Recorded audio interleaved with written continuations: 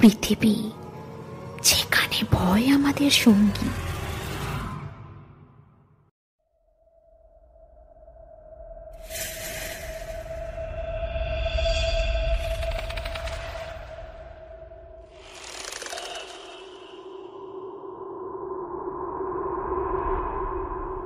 অন্ধকার রাত, কুয়াশায় ঢাকা রাস্তা, আর কানের ভিতর শোনা যায় অজানা কিছুর নিঃশ্বাস। ভৌতিক পৃথিবীতে সকলকে স্বাগতম। এখানে আপনি পাবেন ভৌতিক গল্প, অজানা রহস্য আর অদ্ভুত ঘটনার এক ভিন্ন জগৎ। প্রতিটি গল্প আপনাকে নিয়ে যাবে এক অন্য ভয়ের জগতে, যেখানে বাস্তব আর কল্পনার সীমারেখা মিলেমিশে যায়। তাহলে আলো নিভিয়ে বসুন আর ডুবে যান ভৌতিক পৃথিবীর রহস্যের জগতে।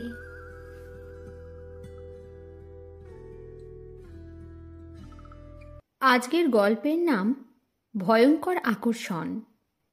গল্পটি প্রত্যেকে মন দিয়ে শুনবেন। প্রত্যেককে অনুরোধ করছি, গল্পটি ভালো লাগলে চ্যানেলটি সাবস্ক্রাইব করে আমাদের সঙ্গে থাকবেন। তো শুরু করছি আজকের গল্প। শহরের ব্যস্ততা ছেড়ে গাঁয়ের পথে হাঁটতে বেরিয়েছিলাম। বাতাসে ধানের গন্ধ, পাখির ডাক, আর সেই নিস্তব্ধ বিকেলটা যেন এক অদ্ভুত প্রশান্তি এনে দিয়েছিল। আমি ঠিক শহুরে লোক নই, কিন্তু কাজের কারণে ইটকাঠের জঙ্গলে থাকতে হয়। আজ ছুটির দিন, তাই ভাবলাম একটু গ্রাম্য পথের স্বাদ নিই। রাস্তা ছিল সরু, দুপাশে উঁচু কদম আর বটগাছের ছায়া পড়েছিল। সন্ধ্যা গড়িয়ে রাত নেমে এলো। একটা পুরনো পরিত্যক্ত মন্দিরের সামনে এসে থামলাম। মন্দিরের গায়ে শ্যাওলা জমেছে, চারপাশে বুনো লতাপাতা ছেয়ে গেছে। হঠাৎ করেই যেন বাতাস থেমে গেল। চারিদিকে একটা চাপা নিস্তব্ধতা। আমি একটু কৌতূহলী হয়ে মন্দিরের দরজার দিকে এগিয়ে গেলাম। দরজাটা আধখোলা, ভেতরে নিবিড় অন্ধকার। পা বাড়াতেই ঠান্ডা স্রোতের মতো একটা অনুভূতি সারা শরীর বেয়ে উঠল। মনে হলো কেউ যেন নিঃশ্বাসের শব্দ করছে, খুব কাছে, অথচ কাউকে দেখা যাচ্ছে না। কে? আমি ধীর স্বরে ডাকলাম। সাথে সাথে ঠান্ডা বাতাসের একটা ঝাপটা এসে পড়ল আমার গায়ে। মন্দিরের ভেতর থেকে একটা মেয়ের গলা ভেসে এলো, খুব নরম অথচ ভারী এক সুর। এখন এলে কেন? আমি হতবম্ব হয়ে গেলাম। ভয়ে নয়, বরং এক অজানা আকর্ষণে। গলার স্বরটা অচেনা, কিন্তু তাতে যেন একরকম বিষণ্ণতা ছিল। আমি ধীরে ধীরে মন্দিরের ভেতরে ঢুকলাম। সামনে দাঁড়িয়ে ছিল এক মেয়ে, ধপধপে সাদা শাড়ি পরা, কপালে লাল টিপ, কাঁচ ছোঁয়া চুল। মুখটা অসম্ভব সুন্দর, কিন্তু চোখ দুটো কেমন যেন ফাঁকা, যেন তার ভেতরে এক শূন্যতা বাস করছে। আমি সাহস করে বললাম, তুমি কে? মেয়েটা একবার হাসলো, তারপর বলল, তুমি আমাকে দেখছো? তাহলে তো তুমি ঠিক মানুষ নও। আমার গা শিওরে উঠল।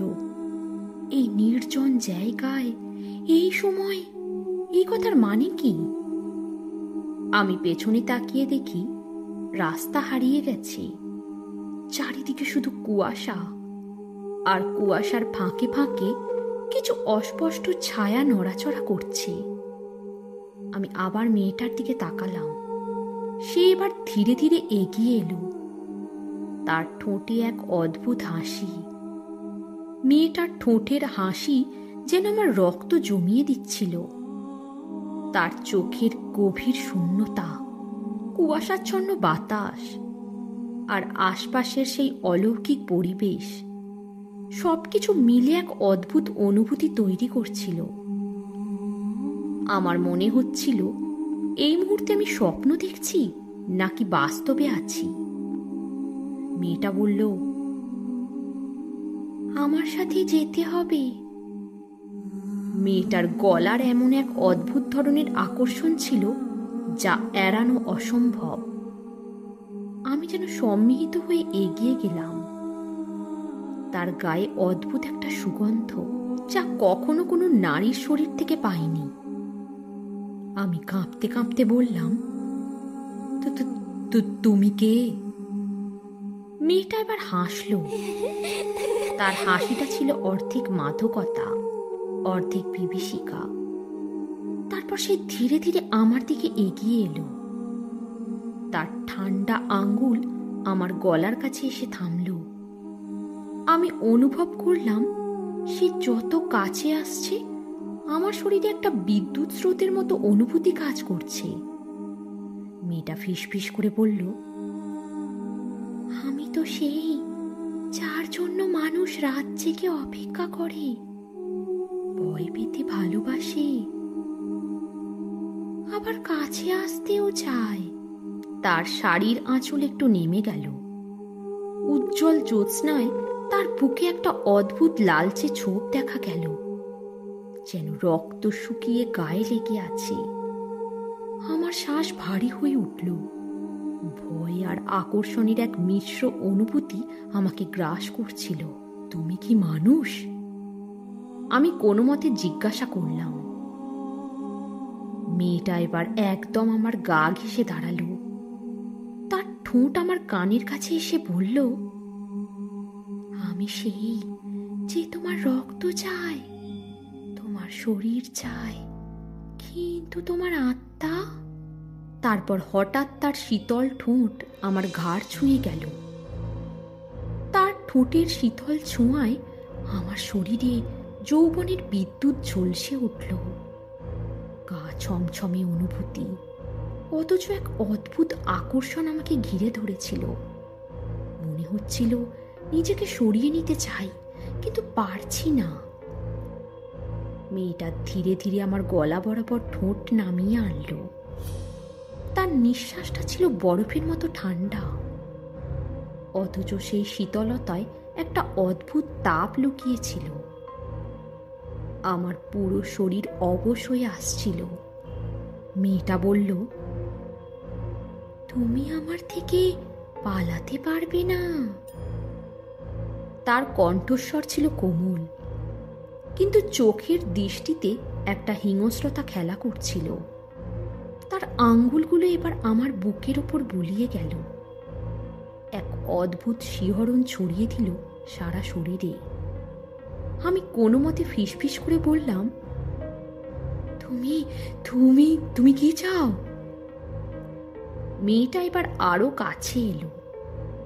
তার ঠোঁটের কোণে এক অদ্ভুত হাসি ফুটে উঠল।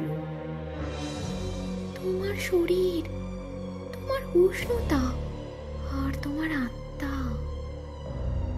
তারপর হঠাৎ আমি অনুভব করলাম সে আমাকে শক্ত করে ধরে আছে। তার শাড়ির আঁচল আরো একটু পিছলে পড়েছে। উজ্জ্বল চাঁদের আলোয় তার ত্বক অস্বাভাবিক মসৃণ আর ফ্যাকাশে দেখাচ্ছে। আমি বুঝতে পারছিলাম এটা স্বাভাবিক কোনো মেয়ে নয়। তার ঠোঁট এবার ধীরে ধীরে আমার ঠোঁটের দিকে এগিয়ে এলো। একটা অদ্ভুত অনুভূতি আমার মনকে আচ্ছন্ন করে ফেলল। ভয় নাকি আকর্ষণ, নাকি দুটোই? ঠিক তখনই হঠাৎ দূর থেকে একটা ঘন্টার শব্দ ভেসে এলো। মেয়েটা এক ঝটকায় আমাকে ছেড়ে দিল। তার চোখে মুহূর্তের জন্য আতঙ্ক খেলে গেল। আমি দম নিতে পারলাম, যেন ডুবে যাওয়া মানুষ আচমকা জল থেকে মাথা তোলে। মেয়েটা এবার ধীরে ধীরে পেছাতে লাগলো। তার ঠোঁটের হাসিটা ম্লান হয়ে আসছিল। মেয়েটা বলল, তুমি আবার আসবে, তাই তো? তার গলা কাঁপছিল। মনে হলো সে যেন কাঁদতে চাইছে, কিন্তু পারছে না। আমি কিছু বলার আগেই কুয়াশার ভেতরে মিলিয়ে গেল সে। আমি দৌড়ে রাস্তায় বেরিয়ে এলাম, চারপাশে তাকালাম, কিন্তু তাকে কোথাও দেখা গেল না। মনে হচ্ছিল সবকিছু স্বপ্ন ছিল, কিন্তু আমার শরীরে তার স্পর্শের অনুভূতি তখনও রয়ে গিয়েছিল। রাস্তায় ফিরে এসে গভীর শ্বাস নিলাম। চারপাশ নিস্তব্ধ, কেবল দূরের বাঁশবাগানে হালকা বাতাসের শো শো শব্দ বুকের ভেতর এখনো ধুকধুক করছে। সত্যিই কি আমি কিছুক্ষণ আগে একটা অতৃপ্ত আত্মার সংস্পর্শে ছিলাম, নাকি কোনো বিভ্রম? কিন্তু বিভ্রম হলে আমার শরীরে এখনো তার ছোঁয়ার শিহরণ কেন টের পাচ্ছি? ঠোঁটে, গলায়, বুকে একটা শীতল অথচ উত্তপ্ত অনুভূতি ছড়িয়ে আছে। আমি ধীরে ধীরে বাড়ির দিকে হাঁটতে লাগলাম। মনে পড়ছিল তার শেষ প্রশ্ন, তো তুমি আবার আসবে, তাই তো? সেই কণ্ঠস্বরটা আমার বুকের গভীরে কেমন যেন একটা কাঁপন তুলল। কেন জানি মনে হলো আমি সত্যিই আবার যাব। পরদিন রাতে শহরের কোলাহলে সারাদিন ডুবেছিলাম, কিন্তু মনের মধ্যে সারাক্ষণ সেই মেয়েটার ভাবনা ঘুরপাক খাচ্ছিল। অফিসের কাজ শেষ হতেই আর দেরি করলাম না। একরকম নিজেকেই বোঝালাম আমি শুধু কৌতূহল বশতেই যাচ্ছি, এর বেশি কিছু নয়। রাত 10টা বাজতেই নির্জন পথ ধরে আবার সেই পুরনো মন্দিরের সামনে এসে দাঁড়ালাম। জায়গাটা যেন আগের চেয়েও বেশি অদ্ভুত লাগছিল।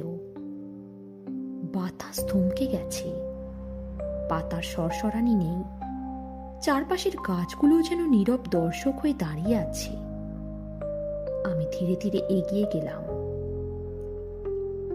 মন্দিরের ভিতর ঢুকতেই চমকে উঠলাম। সেখানে আগের মতোই দাঁড়িয়ে আছে সেই মেয়েটা, তবে আজ সে একটু ভিন্ন। আজ তার পরনে গাঢ় নীল শাড়ি, কোমরের কাছে আঁচল সরিয়ে রাখা, লম্বা চুল খোলা, ঠোঁটে অদ্ভুত এক হাসি। আমি থমকে দাঁড়ালাম। সে বলল, জেনেও এলে? মেয়েটার কণ্ঠস্বর যেন একটু কম্পিত। আমি কিছু বললাম না, কেবল তার চোখের দিকে তাকালাম। সে ধীরে ধীরে আমার দিকে এগিয়ে এলো। তার আঙুলগুলো এবার আমার কাঁধে গিয়ে ঠেকল। সেই একই ঠান্ডা অনুভূতি, কিন্তু এবার আমি পালিয়ে যেতে চাইনি। তুমি কিসের জন্য এসেছো? সে ফিসফিস করে বলল। আমি উত্তর দিতে পারলাম না। হয়তো আমি নিজেও জানতাম না। সে এবার আরো কাছে এলো। আমাদের মাঝে এক চুলো দূরত্ব নেই। তার বুকের উষ্ণতা আমার শরীর ছুঁয়ে যাচ্ছে, অথচ আশ্চর্যজনকভাবে তার শরীর থেকে আসা হিমশীতল স্পর্শটা আমাকে শিহরিত করে তুলছিল। তার ঠোঁট ধীরে ধীরে আমার ঘাড়ের কাছে এগিয়ে এলো। নিঃশ্বাসে অদ্ভুত এক ঘোর লাগানো গন্ধ। আমি চোখ বন্ধ করলাম। ঠিক তখনই হঠাৎ ঝড়ের মতো একটা আওয়াজ উঠল। গাছের ডালপালা ভেঙে পড়ার শব্দ। বাতাস হু হু করে বয়ে গেল, আর সেই সাথে মেয়েটা আবার বুকের ওপর চাপিয়ে ধরে ফিসফিস করে বলল, এবার আমায় পেতে হবে চিরকালের জন্য। তার ঠোঁট আমার ঘাড় ছুঁতেই বিদ্যুতের শক খাওয়ার মতো শরীর শিহরে উঠল। ঠান্ডা অথচ উগ্র এক অনুভূতি আমাকে আচ্ছন্ন করে ফেলল। তার নখগুলো আমার পিঠে গেঁথে যাচ্ছিল, যেন আমাকে নিজের মধ্যে আটকে রাখতে চায়। তোমাকে আমি চাই, আমার জন্য, আমার মাঝে। তার কণ্ঠস্বর গভীর, শ্বাস ভারী। আমি অনুভব করলাম আমার চারপাশের দুনিয়া যেন ফিকে হয়ে যাচ্ছে, যেন এক অদৃশ্য শক্তি আমাকে ভেতর থেকে টেনে নিচ্ছে। না না, আমি শেষ শক্তি দিয়ে ধাক্কা দিলাম তাকে। সে পিছনে সরে গেল। তার চোখে বিস্ময়, যেন সে ভাবতেই পারেনি আমি প্রতিরোধ করতে পারি। কুয়াশার মতো তার শরীর এক মুহূর্তের জন্য অস্পষ্ট হয়ে উঠল, তারপর আবার আগের মতোই দৃশ্যমান হলো। তুমি ভয় পাচ্ছ? সে হাসল, সেই পরিচিত রহস্যময় হাসি। তবে কেন এলে? আমি নিজেও জানতাম না, ভয়, কৌতূহল নাকি অন্য কিছু। সে আবার এগিয়ে এলো, কিন্তু এবার তার চোখের গভীরে আমি কিছু দেখলাম। একটা আকুতি, একটা শূন্যতা, যা শুধু শরীর নয়, কিছু বেশি চায়। আমি মুক্তি চাই, মুক্তি চাই। তার ঠোঁট কাঁপছিল, যেন অনেক বছর ধরে লুকিয়ে রাখা একটা সত্যি অবশেষে প্রকাশ পেল। তুমি কি আমায় ভালোবাসবে? আমি হতবাক হয়ে গেলাম। একটা ভূত, একটা অতৃপ্ত আত্মা ভালোবাসা চাইছে, কিন্তু তুমি তো। আমি মানুষ ছিলাম, সে ধীরে ধীরে বলল। একজনের জন্য পাগল ছিলাম, কিন্তু সে বিশ্বাসঘাতকতা করেছিল। আমায় এখানে ফেলে রেখে চলে গিয়েছিল। আমি তখনও অপেক্ষা করেছিলাম, আজও করছি। তার কণ্ঠে বিষাদের ছোঁয়া। আমি বুঝতে পারলাম সে আমাকে তার ভালোবাসার মানুষ মনে করছে, বা হয়তো আমি সেই অপরাধীর প্রতিস্থাপন, যে তাকে একা রেখে চলে গিয়েছিল। আমি এক পলক তার দিকে তাকালাম। চোখে এখন আর ভয় নেই, শুধু দুঃখ, অতৃপ্তি। আমি ধীরে ধীরে বললাম, তুমি মুক্তি চাইলে আমাকে যেতে দাও। সে থমকে গেল, তার চোখে জল চিকচিক করল। যদি ভালোবাসতে না পারো, তবে আমাকে বিদায় দাও। সে চুপ করে থাকলো, তারপর ধীরে ধীরে পেছাতে লাগলো। বাতাস আবার বয়ে উঠল, কুয়াশা ধীরে ধীরে মিলিয়ে গেল, আর তার দেহ। শেষবারের মতো তার কণ্ঠ ভেসে এলো, আমি অপেক্ষা করব, যদি কখনো ফিরে আসো। আমি চোখ বন্ধ করলাম, আর যখন আবার খুললাম, দেখি আমি একা দাঁড়িয়ে আছি মন্দিরের সামনে। সেই রাতে আমি শহরে ফিরে এলাম, কিন্তু তার স্পর্শের শিহরণ আজও ভুলতে পারিনি। আমি জানি, যদি আমি আবার ফিরে যাই, সে অপেক্ষা করবে চিরকাল। আপনারা শুনছিলেন ভৌতিক পৃথিবীর রহস্যময় গল্প। অন্ধকারের এই যাত্রা আজ এখানেই শেষ, কিন্তু ভয়ের গল্পের শেষ নেই। পরের বার ফিরে আসবো আরো রহস্য, আরো ভয়ের গল্প নিয়ে। ততক্ষণ পর্যন্ত অন্ধকারে সাবধানে থাকুন। আর ভিডিওটি ভালো লাগলে লাইক, শেয়ার আর সাবস্ক্রাইব করতে ভুলবেন না। ভৌতিক পৃথিবী, যেখানে ভয় আমাদের সঙ্গী। আজ তাহলে এই পর্যন্তই। প্রত্যেকে ভালো থাকবেন, সুস্থ থাকবেন।